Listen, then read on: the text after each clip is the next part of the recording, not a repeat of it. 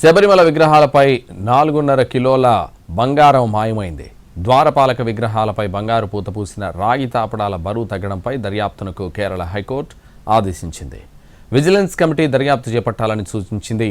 3 వారాల్లోగా పూర్తి నివేదికను అందజేయాలని స్పష్టం చేసింది. శబరిమల ఆలయంలో బంగారు పూత పూసిన తాపడాలను అనుమతి లేకుండా తొలగించడం ఇటీవల వివాదాస్పదమైంది. ఇప్పుడు మరో కీలక విషయం బయటకొచ్చింది. ఈ విగ్రహాల తాపడాలపై బంగారం బరువు తగ్గడాన్ని కేరళ హైకోర్టు సీరియస్ గా తీసుకుంది.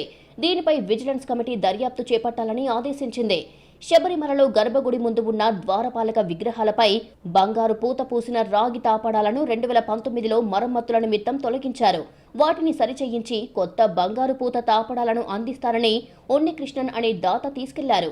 ఈ పనిని చెన్నైలోని ఓ సంస్థకు అప్పగించారు. 2019లో వాటిని తొలగించే సమయంలో తాపడాల బరువు 42.8 కిలోలుగా ఉన్నట్లు రికార్డుల్లో ఉంది. కానీ ఆ తాపడాలను తమ దగ్గరికి తెచ్చినప్పుడు బరువు 38.28 కిలోలు మాత్రమే ఉందని సదరు కంపెనీ తెలిపింది. అంతేకాదు, ఆలయం నుంచి తాపడాలను తొలగించిన దాదాపు 40 రోజుల తర్వాత వాటిని చెన్నైలోని కంపెనీకి అందించినట్లు తెలుస్తోంది. ఉన్నట్టుండి తాపడాల బరువు 4.524 కేజీలు తగ్గడాన్ని కేరళ హైకోర్టు సీరియస్ గా పరిగణించింది.